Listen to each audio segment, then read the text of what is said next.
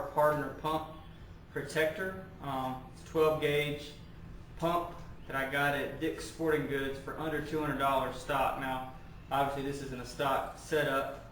It's a work in progress, but I think it's a good alternative to a Remington 870, which is an 870 clone, meaning that it's based off the 870. In fact, most accessories are interchangeable between this and an 870. I think the only things that aren't are barrels and maybe mag tubes, and I think that's because where the barrel lug on the Remington stock barrels are at.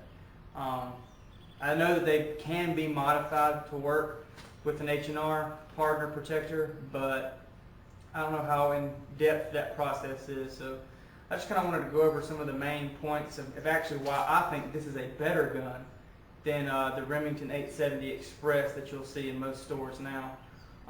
If you want to Google it, you can Google 870, Remington 870 and H&R Pardner Pump Protector comparison.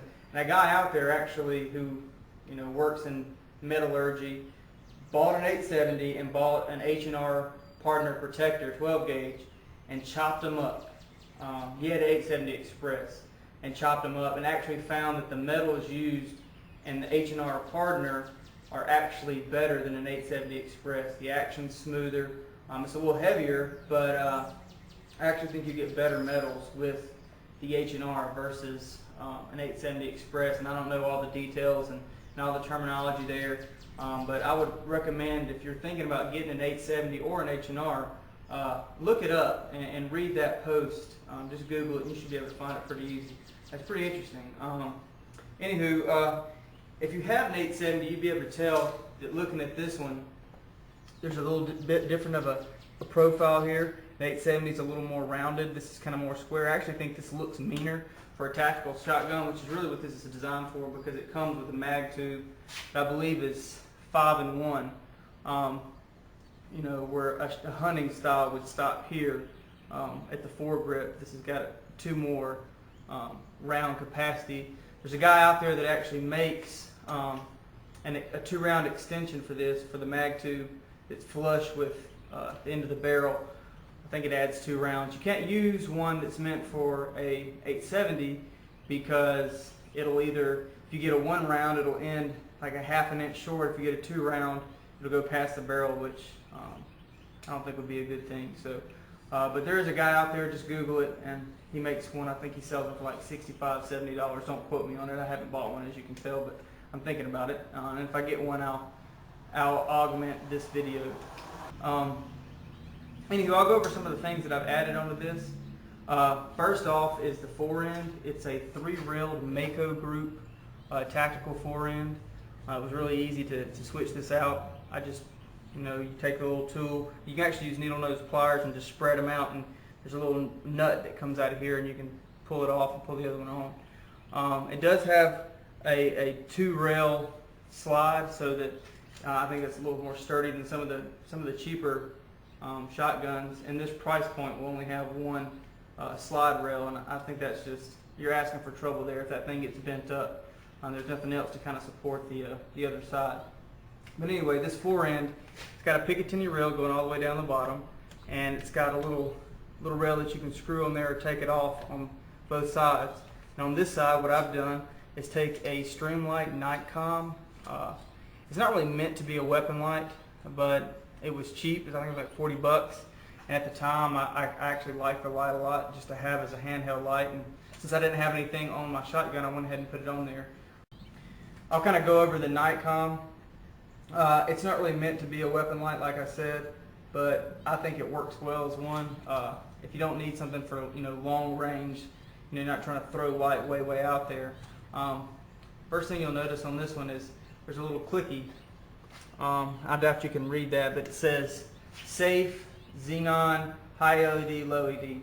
And basically what you can do is you can turn this, and there's your 70 lumen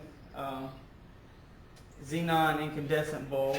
Click it to the next setting, and you will get a bright 2 LED red light.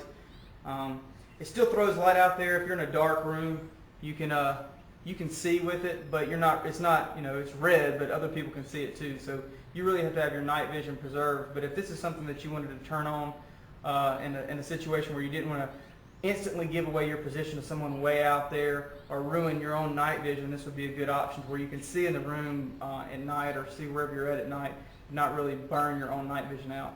And then if you can see, this is just one red LED on the third setting, and that's for if you have, you know, as good a night vision as you can get. You've been in the dark for an hour, and that would be good to like read a map or look, you know, if you dropped something and you just want to shine something really, really dim. It's probably only like 1 or 2 lumen LED, just so you can see it. But I bet if somebody, even with decent night vision, was, you know, 20 yards away, they're not going to see that light.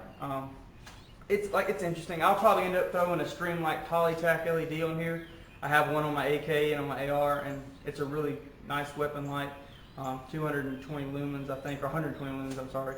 Really throws light out there, and it's simple. I'm not big on all these settings and stuff, like some of them have strobes. I think that's unnecessary. Moving on, I've got a side straddle. I don't remember exactly what brand that is, but it's made for a Remington 870, so that's one of the accessories I was talking about that mates up well with this. And all it is these 2 screws on the back. You pull those out that holds the receiver on there, and you pull the stock ones out and throw 2 pins in there, and they have a threaded end on the other side, and once you push them through, they screw into the side saddle, so it holds it on there. It's really sturdy, it's not going anywhere, and it holds 6 12-gauge rounds. I think this is actually the same if you had a 20-gauge, you know, express. This would mount up to that too and still hold 20-gauge rounds. On the back, I've got a pistol grip. It's a command arms. It's made for a Remington 870 once again. 6-positional butt stock. I think this is a great, to me, it reduces recoil. There's no kind of buffer system in there, obviously, or not even a recoil buffer. But to me, it greatly reduces recoil. And I don't know if it's because having a pistol grip, you can get some extra purchase on your weapon and kind of not just use your shoulder, but your hand and your forearm to kind of take the brunt of the recoil. And also, this is pretty cool. It's got a Picatinny rail on both sides, or on one side that can be switched to either side. Some people, you know, I think ATI makes I think it's a 4-shot or 4-shell holder that can mount on something like this. I don't think it's necessary. I got enough rounds on here. If I need more of that, I'll probably up Crap Creek without a paddle anyway. Also, on the other side, this will hold 4 CR123 batteries, which is what most flashlights take, especially the Streamlights and Surefires and stuff like that. So it's nice to have that on there. So if your light did go down, you'd have spare batteries, or if you had an EOTech or something like that, which I think would be overkill for a shotgun. But you could store your batteries, some spare batteries in there, you know, or anything else you want to throw in there, a map, a few matches, whatever the case may be. Command arms, you know, if you look online, they get a lot of praise and a lot of people slam them. I've had a few command arms, accessory stuff, and it's all been really high quality. This used to be, I Krylon fusioned it brown, the handle guard, and this Mako forend, and I put some harsh chemicals on it, like carburetor cleaner, gun strip that wasn't really designed to be used for polymer, and this stuff really held up well. The Mako and the command arm stuff really held up well. And I've used this 12-gauge at work. I do private security, and there's every once in a while we have an intense situation where we show up with, you know, heavier artillery than just a sidearm. And this has been banged around, and all the accessories have held up well.